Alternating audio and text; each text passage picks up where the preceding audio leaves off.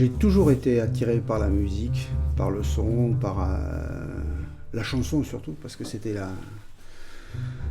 la culture familiale.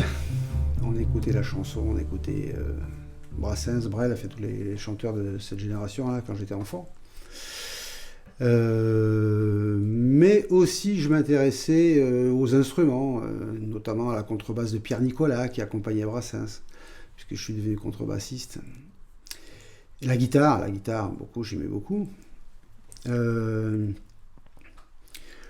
n'imaginais pas ça, je pense, au début comme un métier possible, ou je sais même pas si je pensais à ce que je ferais plus tard quand j'avais ces âges-là, quand j'étais petit. Ensuite, j'ai pas vraiment eu l'occasion d'apprendre la musique dans des écoles de musique petit, etc. C'était pas dans la culture chez moi, donc voilà. Mais j'ai toujours été passionné par ça. À chaque fois que j'allais voir un orchestre, c'est arrivé quelques fois. Lorsque ma sœur faisait un gala de danse et qu'elle était accompagnée par un orchestre, et j'avais été, d'après ma mère, subjugué parce que, parce que ce que j'avais vu. J'écoutais la radio, je tapais la mesure en écoutant la radio, etc. Et puis au lycée, quand j'ai eu 17 ans, j'étais en seconde et il y a un gars qui a amené une guitare. Et là, ça a un peu mis un frein à mes ardeurs scolaires.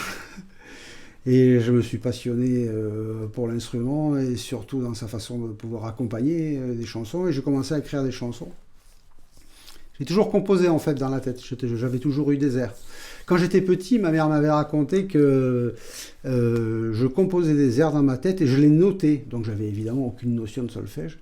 Je les notais sur un papier et apparemment ça devait être assez efficace parce que le lendemain, quand je m'en souvenais pas et que je les reprenais, j'arrivais à les rechanter. Donc voilà, j'avais inventé une méthode de solfège à moi tout seul. J'ai regretté qu'elle les ait jetés, les papiers, parce que je me suis dit, maintenant que je suis musicien, que je sais lire la musique et tout, j'aurais bien aimé voir qu'est-ce qu'il pouvait y avoir dans la tête d'un petit bonhomme comme ça qui se mettait à vouloir transcrire les choses qu'il entendait dans sa tête. C'est rigolo.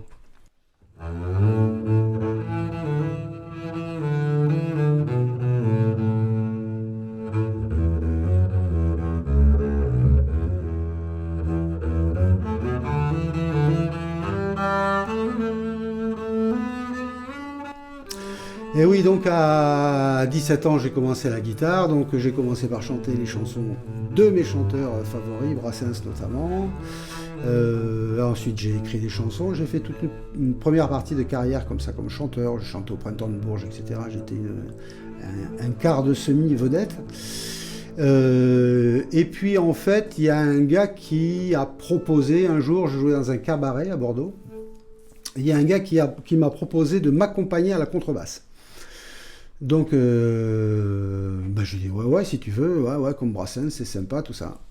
Et puis, il jouait un peu à l'oreille, pas très bien, mais enfin voilà, on essayait de faire quelque chose ensemble.